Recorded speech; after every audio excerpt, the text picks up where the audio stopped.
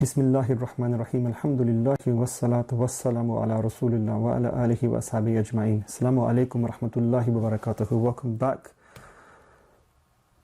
Now, we've had a look at the integrals, we've had a look at the necessary actions, the sunnans, the invalidators, and now we're going to have a look at the disliked actions. Now, the disliked matters, they basically show a lack of focus and a lack of appreciation and a lack of attention in the prayer. Right? As a mu'min, as a Muslim who's standing in intimate discourse with his Lord, you should know the huge importance of the action that you're performing. Now, just like you wouldn't stand in front of any head of state or any king or even a manager in a lackluster way without standing to attention, without being eager to please him or without being eager to listen, likewise, when you're standing in front of your Lord, He is even more deserving of you to be standing in a state of attention, out complete focus, complete humility, totally disregarding what else is happening around the world and totally focused and in the zone in your prayer with your Lord. Some of these blameworthy actions show a lack of concentration, even a display of arrogance, as we will see, and to show that you're distracted, you're not focused, you're focusing on what's around you. And some of it resembles the worship of other religions, such as the fire worshippers and the worshippers of idols. If you, for example, happen to be worshipping in front of an open fire or in front of a picture. So we avoid these things. Now, the scholars mention far more in the books. There's a lot more written in the books on disliked actions. We're only going to go through what's written in this book here by Imam Sharam, and it's on a sliding scale. As we mentioned, we have two types of disliked matters. And depending on how far you go, it can entail sin, and it can be mildly disliked or prohibitively disliked. So they're all banded together here, and basically the understanding is that somebody who knows anything about his prayer will not be doing any of these things. So let's have a look at number one. To leave a wajib or sunnah on purpose, as mentioned before, to leave a wajib on purpose would invalidate your prayer. You'd have to make your prayer up again. Nobody would say you haven't prayed, right? But your prayer is deficient, it's not sound. You'd have to make up that prayer again. Leaving out a wajib is sinful. Leaving out a sunnah once is mildly disliked and entails doing wrong. To habitually leave it out is all of the sunnah and elements of your prayer. If you persistently leave them out for no reason whatsoever, leaving them out just once entails doing wrong, and persistently not doing them, it's like a turning away from the sunnah, right? It's like turning away from what Rasulullah came and gave you. So it becomes sinful. To fiddle around with one's garments or body with a little movement since a lot. So if I were to, for example, I had loose glasses on. Some people take their glasses off when they pray. If I've got loose glasses and they come down, so I put them back up again, and then I happen to go down in a bow and stand up again, and they came down again, and I put them up. With the minimum movement, there's not a problem, but to persistently, like I'm fixing my watch 10 times over, I'm fixing my glasses 10 times over, I'm fiddling with my tie 10 times over. These things will invalidate your prayer, as we mentioned before as well. Doing it unnecessarily once or twice is disliked. Doing it 3 times or more can invalidate your prayer. To wipe away pebbles on the ground except for one time in sujood, if you're praying without a sajada, without a prayer mat, and then to wipe away big pebbles, once is okay, but if you persistently do it again and again and again, it can even entail a form of arrogance, that you think you're not humble enough in front of your Lord to realize there's a pebble, so what? I'm going to prostrate to my Lord because my Lord wants this now. To persistently clean it away is disliked. To wipe away pebbles, as we just said. To crack one's knuckles. Now, to crack one's knuckles outside of prayer is mildly disliked. To crack them in prayer is disliked. Because again, it entails some kind of being impatient or being preoccupied with simple matters. When you're facing your Lord, that's the greatest matter for you. And then to be sidetracked and concentrate on tiny matters like cracking your nails, it's not befitting someone who's standing in front of his Lord. To place one's hands on one's hips, so to do something like this, prohibited, disliked. To turn one's neck, so to turn your neck for no reason, to turn your neck to look here, to turn your neck to look there, prohibitively disliked. If there's a child who's in imminent danger, or there's a blind person, or you're worried about somebody, then in that instance, it's best to turn your eyes that way. You know, you've got a wild angle of vision. You've got a wide vista, sorry. And you can actually see what's going on here and there without having to turn. Right? So it's best avoided. If you don't need to turn to look at a child or something like this, then it's best to do it with your eyes only. To sit with one's knees up and with one's hands on the ground in front of him. So to basically sit on your buttocks with your legs out in front of you facing the Qibla, or bending them up and holding them up like, you know, like you were kind of squatting but with your buttocks onto the ground. It resembles how a dog sits. It's disliked. For a man to lay his forearms on the ground during sujood, women lay their forearms on the ground and very close to their body. It's a motion that's more befitting their modesty, whereas men do not lay their forearms on the ground, they keep their forearms up. To roll up one's sleeves, this also pertains to a man, since for women, okay, this wouldn't affect a woman because a woman would be covered totally, but men, sometimes they fold up their sleeves so they make wudu. Now, there is a variance in the scale of how disliked this is. Imam Abdin al-Shami says that if this happens to you, then you basically slowly, when you realize, you roll down your sleeves again. But our author says that it's disliked to roll up one's sleeves, and if you don't roll your sleeves up, it's better for you. He doesn't say that you need to roll them down again. Imam Abdin Shami does, that it's best to roll them down without excessive movements that would break your prayer.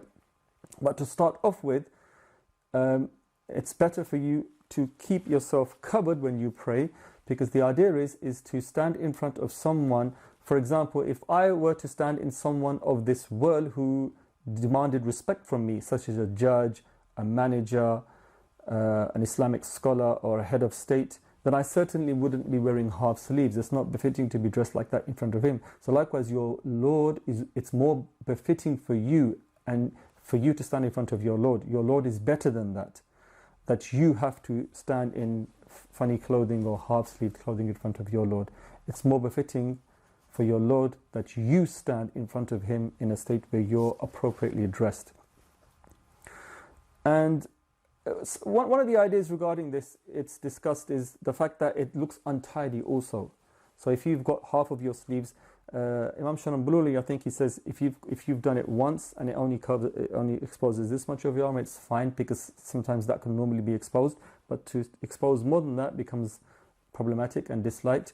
But the fact is that it is messy. It is messy. Now, unless you've got a shirt that actually comes covered, it's deliberately made like that, right? Then to fold your garments, it shows some sort of untidiness. So it's better to not have them fold at all.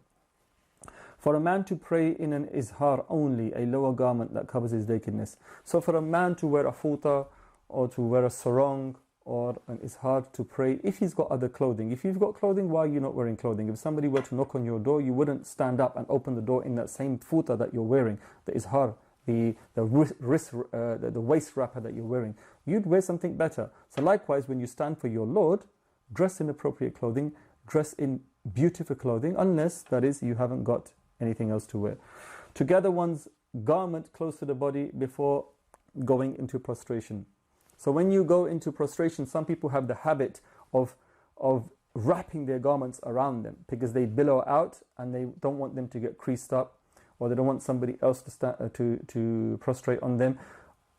And when they get up, when they go down to sujood, especially with these salwar kameez, they tend to flare it out the back because they don't want the ironing to be creased. That shows arrogance, because you're more concerned about your garment than you are about your prayer, right?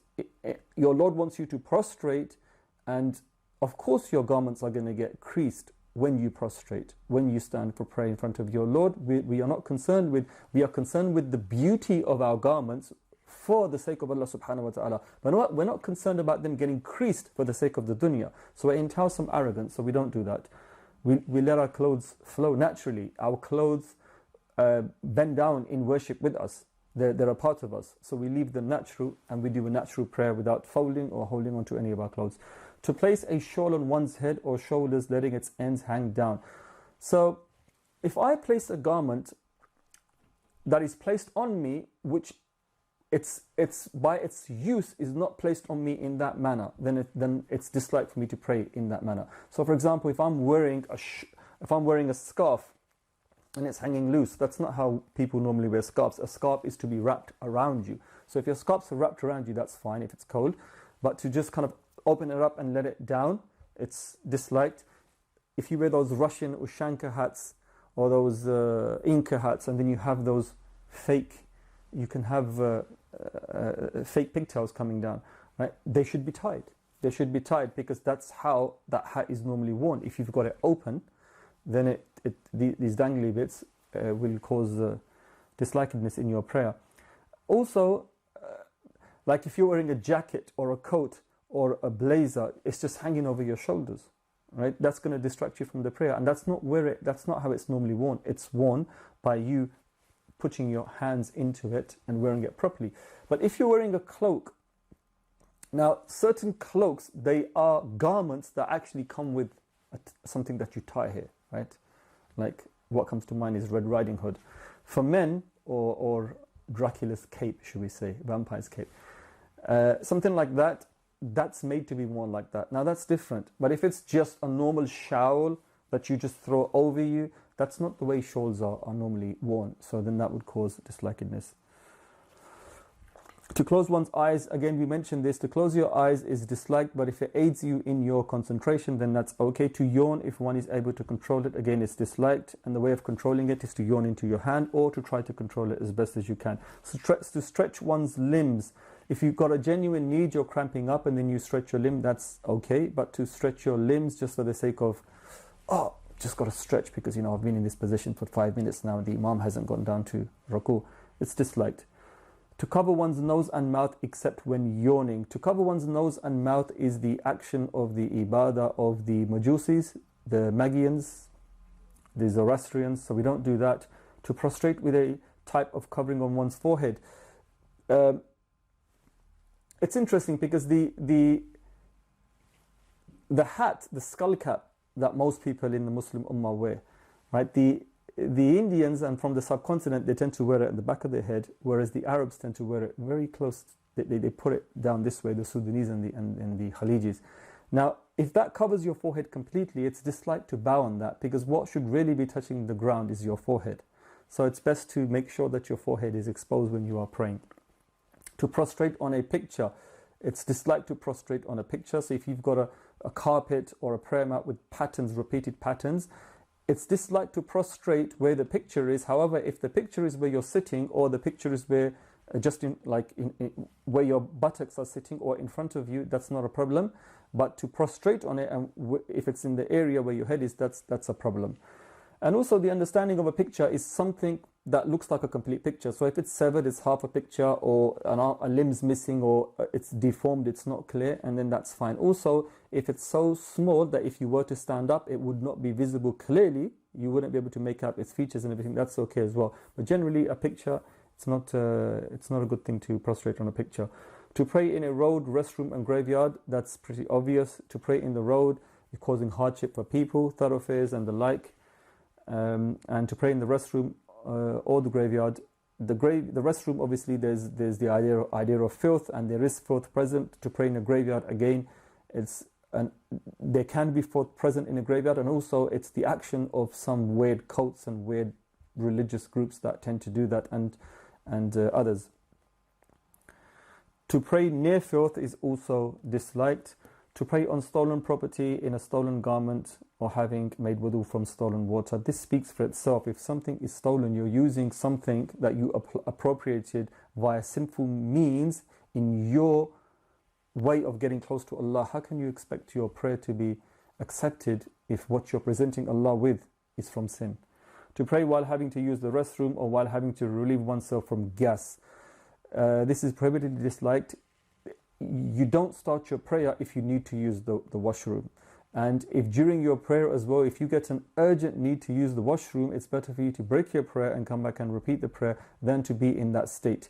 Because you can't concentrate, you can't focus, and you'd be fidgeting, and it's very difficult to withhold yourself if you have a need. However, if it's a chronic excuse, which we discussed before, and then it's okay. To pray in work clothes which are usually dirty. So to pray in your work clothes, Now we mentioned the idea of beautifying yourself for your Lord. So if I'm praying in clothes that I can't go to a function to, I can't go to the mosque to because people are going to look at me, or I can't go to a respectable gathering with, then why would I pray in those clothes to my Lord? So it's disliked to pray in clothes that are not worthy of you wearing them in a prestigious gathering outside, in a respectable gathering outside. So wear your best clothes when you pray, even if it's throwing on an ironed thobe, right? It's very easy just to put on an ironed thobe and then just pray. It's a beautiful item of clothing. To pray in a garment that has a picture on it, again the same ruling. So if you've got a garment with a picture on it, it's disliked. However, if the picture is so small that if placed on the ground and you were to stand and look at it, it wouldn't be clear, that's okay. Or if there are like limbs missing, or the face isn't a face or something like that.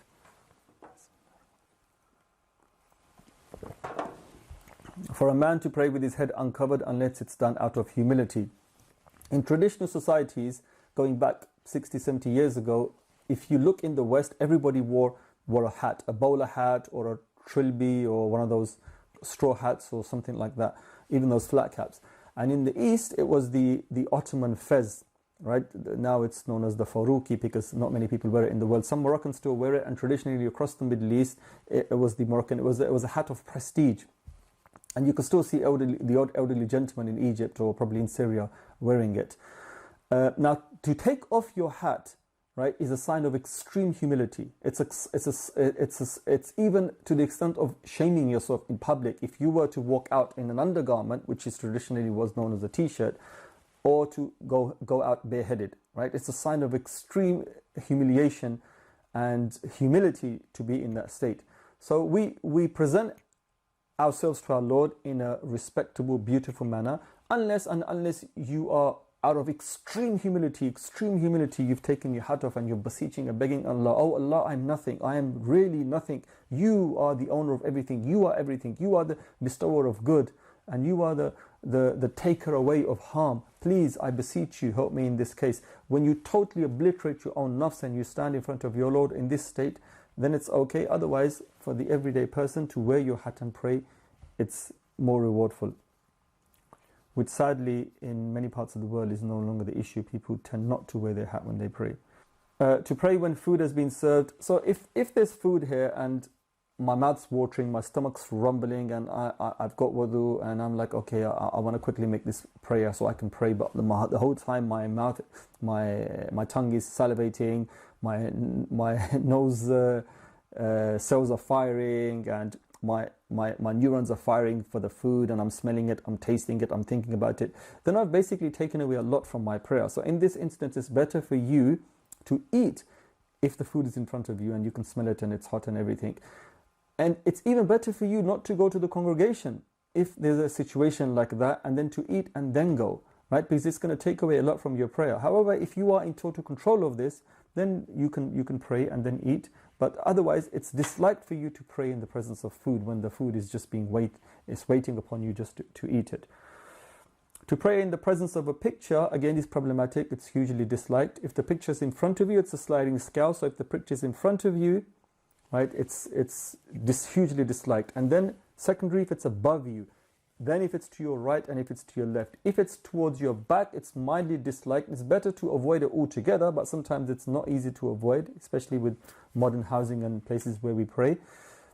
Because again, it resembles the worship of idol worshippers who pray to idols and images.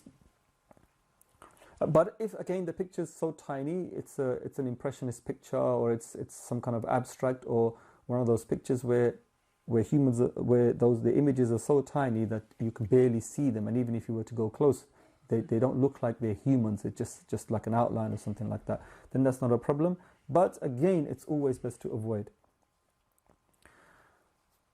To pray around that which would distract a person. Again, like food and other similar things like that. To pray in a congregation while standing alone in a row. It's disliked to do that. So if you happen to find yourself in a mosque late when everybody started to pray and the first row is completely full and you are alone, it's better for you to tap somebody on the shoulder, which makes them understand that you want them to come back, because you're supposed to pray in a congregation with someone to your right or left.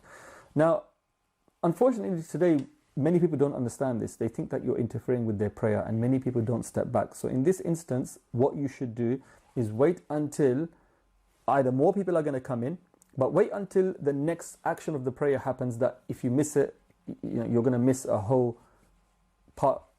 action of the prayer. So for example, if they're standing and then you wait, if nobody comes in and they go into bowing, then on your own you join them in the bowing, if nobody comes out from in front for you.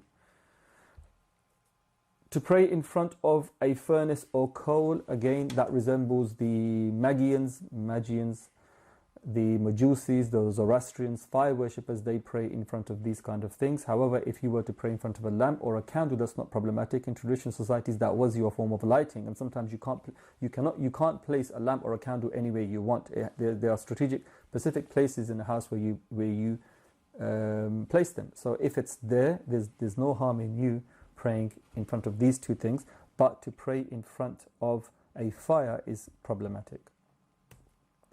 To pray in front of people sleeping, again, that's disliked, because the sleeping person could move, could moan, could release gas, or could utter something funny, or could sleep talk, which would make you lose concentration. So it's best to be avoided.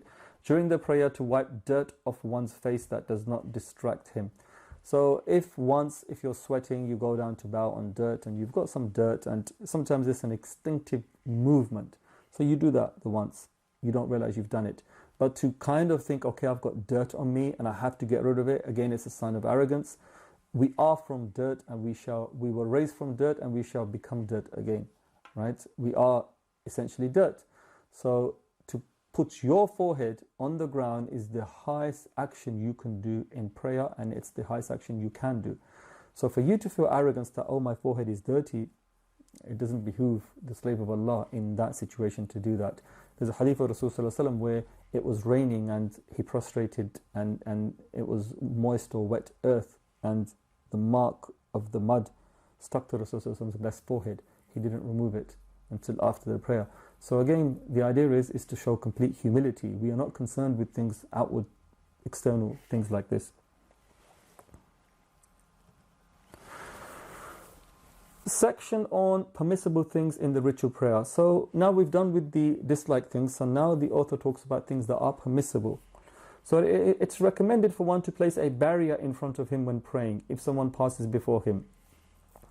So the idea here is that when you're praying, other people should respect the fact that you're praying, and there's a sacredness in the prayer. So we don't want people walking past you that distract you and that show a lack of veneration for the prayer. Now, it's sinful for the person who knows you're praying for him to walk in front of you when you pray. You are obliged to actually put something in front of you, and a sutra is like a stick. It's either 2 handspans long, or it's one like a forearm length, right? So it only needs to be this much above the ground, and you put that in front of you. The thickness needs to be as thick as a finger. It's a small stick or a mini spear or a sword or something. You stick it into the ground in front of you, about 1.5 meters in front of you, where you're just beyond your place of prostration, and it basically lets people know that I'm praying, so please give me a wide girth. If you don't have anything, then you can place anything in front of you, a bag or something that you have in front of you, a couple of bricks or something. And even if you're praying, first of all, you should be praying towards the front of the mosque, and even towards the front of the mosque, if you're in the second row or the third row, you place something in front of you if you can. And not to pray in the back of the mosque, or not to pray by the doors, because then people are going to walk past you and you're going to entail sin, because they have to entail sin for doing that. They have no other choice, and you will get their sin. They have no other choice, right? They will not be sinning, but you will get their sin. So it's better for you not to pray towards the back of the mosque, and always to pray towards the front, and to place something there for you. Now, yes, you can kind of make a movement to stop people from moving in front of you if they are, or something like that, or saying Subhanallah, or something like that, to make them understand that you're praying. But the ulama advise it's best not to. Okay, it's best not to, because again, it distracts you from the prayer. If they're walking past, let them walk past. You are absorbed in your prayer, and it's not for you to be telling people to move out the way while you're praying. For women, obviously, they have to be careful how they draw attention to themselves. They can make a sound like that to draw attention to themselves. The following things in the ritual prayer are not disliked: to fasten one's belt around your waist, for obvious reasons. Waist wrappers sometimes came with belts. The Yemenis have a belt that they tie around them. Other people have belts, and sometimes belts can come loose, so you need to tighten your belt. It's not a problem.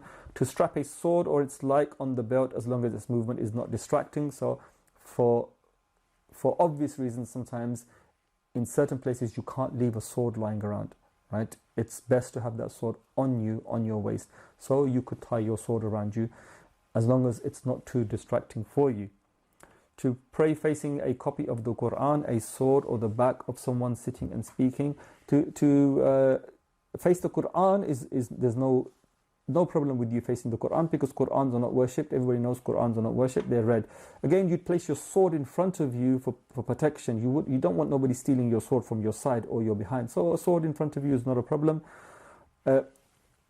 Someone facing the other way is not a problem. So you're in the mosque, you're somewhere, and someone happens to be facing the other way. However, if he's facing your direction, it's hugely disliked for you to be praying.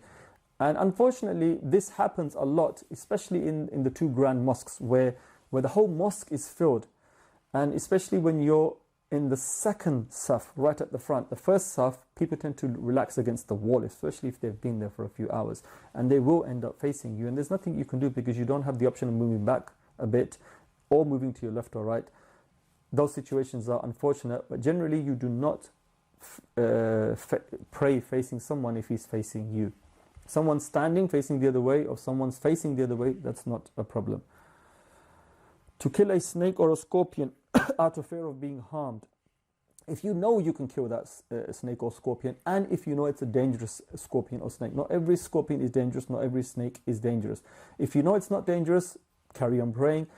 If it's not going to disturb you, if you know it's dangerous and you know it's not going to do anything, then carry on praying. But if you think that you have to kill it, and some scholars even say to break your prayer is okay in this situation, to kill it and then to redo your prayer, or if you can do it in 2 strikes, just kind of swipe at it and either make it run away or kill it and then carry on praying, it's not a problem, as long as it's not too distracting.